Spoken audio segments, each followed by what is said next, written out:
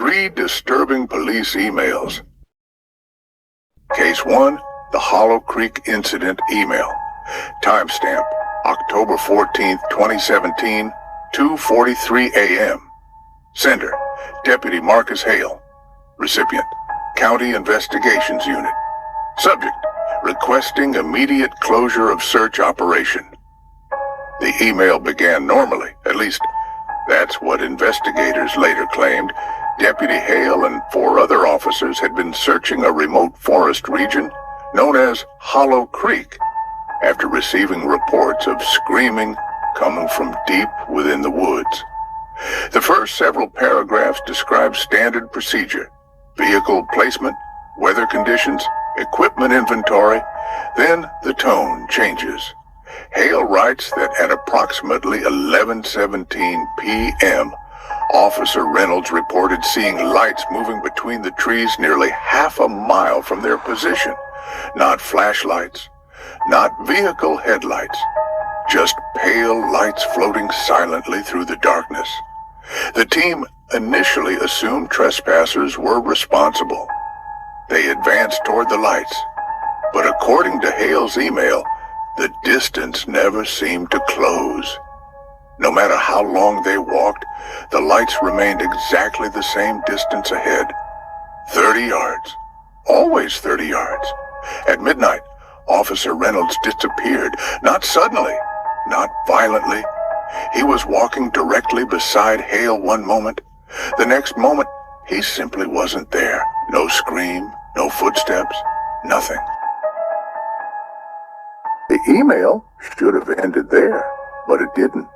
Attached to Hale's message was a second file, a transcript, not an official report, not a witness statement, just a plain text document titled Reynolds_audio_recovery.txt. According to the timestamp, the file had been created only 17 minutes before Hale sent the email.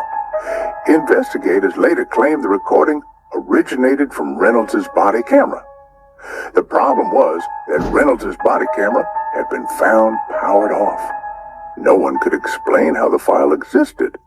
The transcript begins with static.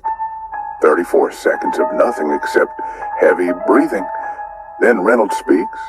His voice is calm, too calm. Deputy Reynolds, audio log. I think I got separated from the others. More static. Branches snapping somewhere nearby. Then, I can still see their lights. A pause. They're not moving. According to GPS records, Reynolds should have been less than 40 feet from the search team at that moment.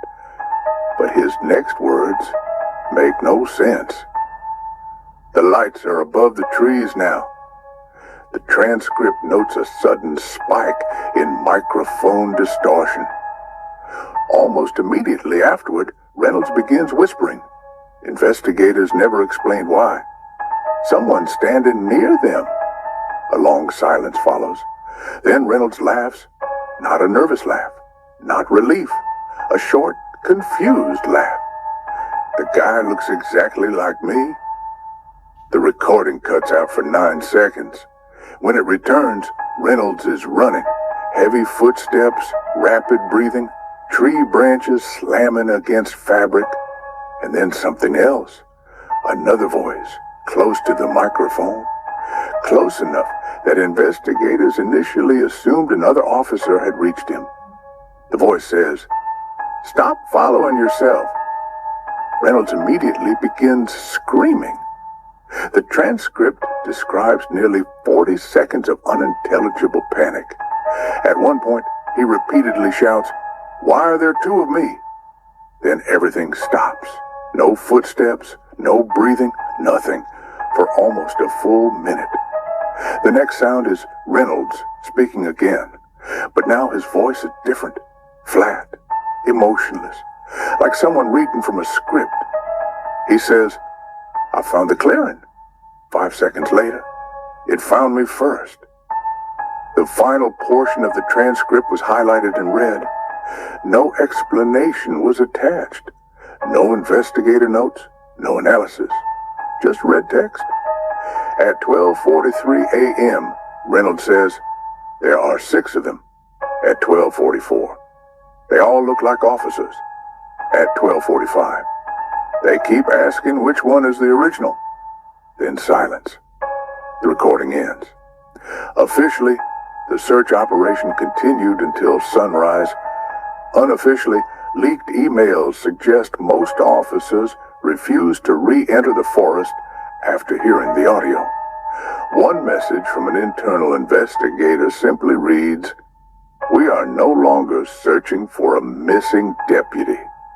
We are attempting to determine which deputy returned." That email was deleted less than 2 hours after being sent. The following morning, Deputy Reynolds arrived at headquarters, alive, uninjured, no signs of exposure, no memory of the previous night. At least, that's what the official report says. But buried inside another leaked email was a detail that never appeared in any public record. When Reynolds entered the building, he stopped in front of a wall-mounted photograph containing images of every officer in the department. Witnesses claim he stared at the photograph for nearly 3 minutes, then asked a question. A very simple question, one that immediately triggered an internal review. According to the email, Reynolds pointed at his own photograph and asked, "Who is that?" The investigation ended 3 days later. No arrests, no conclusions, no public statement. The final leaked message connected to the case was sent by Deputy Hale himself.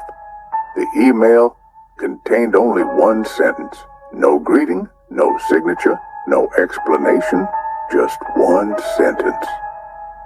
"I don't think Reynolds was the one we left in the woods."